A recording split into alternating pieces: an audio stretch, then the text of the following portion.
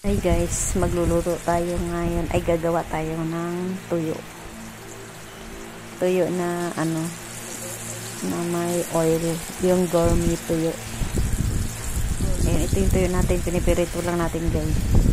Tapos ito na, tapos na. Tapos babalatan lang natin siya. Ayan, isa-isa natin babalatan ang ating mga tuyo guys.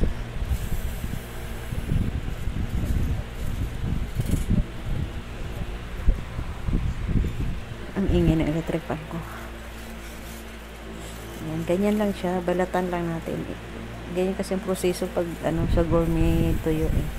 Yung mga binibili natin sa grocery or sa online, ganyan lang ginagawa. Depende na lang kung anong oil ang ginagamit at saka kung ano i-add.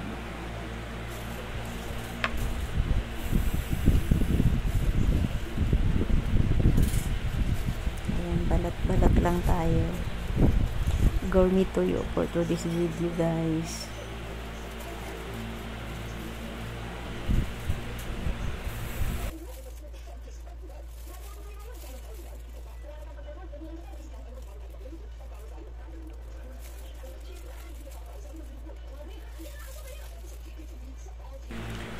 Ayan, ito na, tapos na nating balatan. Ito, himay naman natin, tanggalin natin yung tinik sa gitna at sa gilid. Dapat wala siyang tinik.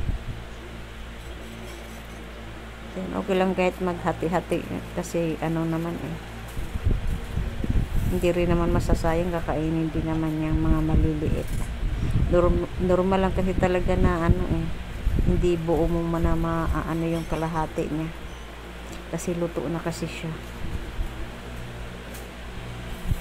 Pangit kasi pag hindi tatanggalin yung tinik sa gitna.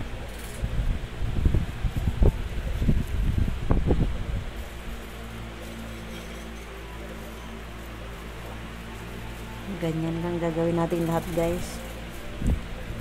Hanggang sa matanggalan natin lahat ng tinik. Kayo guys, nakagawa na kayo ng ganito. Simple lang ito eh.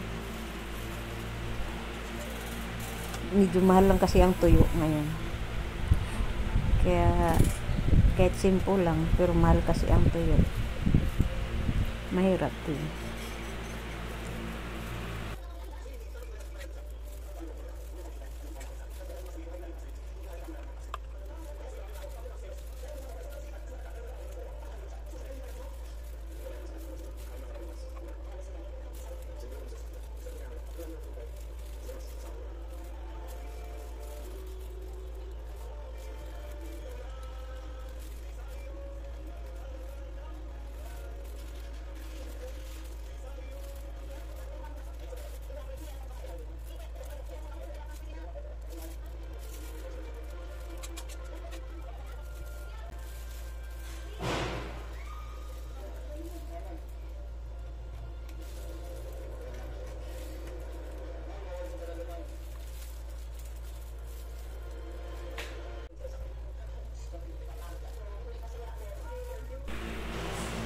Marami na tayong tapos na tayo guys paghimay, pagtanggal ng tinik sa ating tuyo.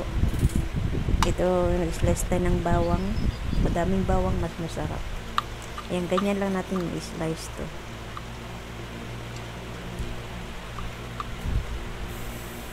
Ganyan lang siya, madami nilagay ko, mga dalawang buo para masarap. Pag matagal maibabad, kahit ilang buwan mo ito guys, hindi siya nasisira. Kasi lalagyan natin siya ng vinegar.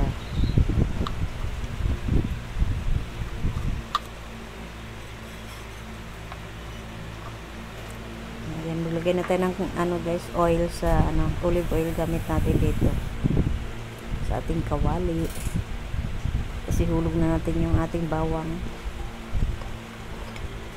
Gigisahin lang natin muna siya.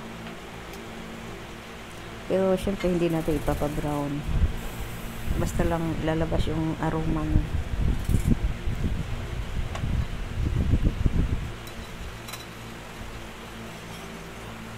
Ayan, lagyan ko lang siya ng black pepper na buo.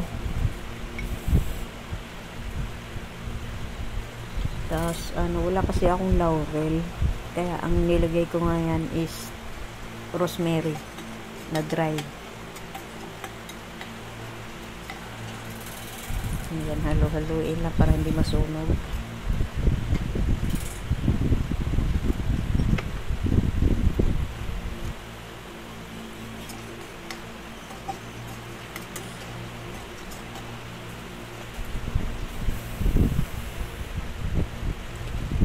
Naglagay din ako ng paminta na durog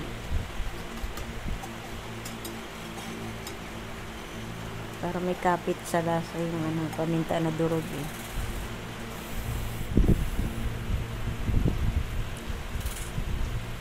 Lalagyan ko din siya ng yan, suka yun guys, vinegar, 2 tablespoon suka. Hindi na tayo maglagay ng asin kasi tuyo yung lulutuin natin. Ayan, tas na natin. Naglagay din pala ako ng chili flakes.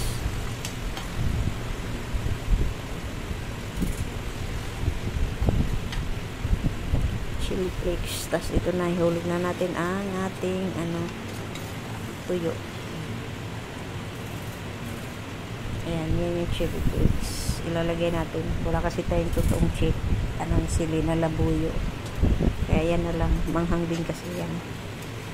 Yan, imimix lang natin. Ingat lang para hindi lalong madudurog ang ating tuyo. Tapos, ayan na. Pwede na yan guys. Pag kumukulo-kulo na. Naglagay lang ako ng konti ng oil pa. Hindi siya basta-basta nasisira guys kasi nilagyan natin siya ng vinegar. Ayan na, luto na ang ating gourmet tuyo. Sarap i-partner sa kanin tapos may itlog. Sarap. Yan na ang ating gourmet tuyo guys.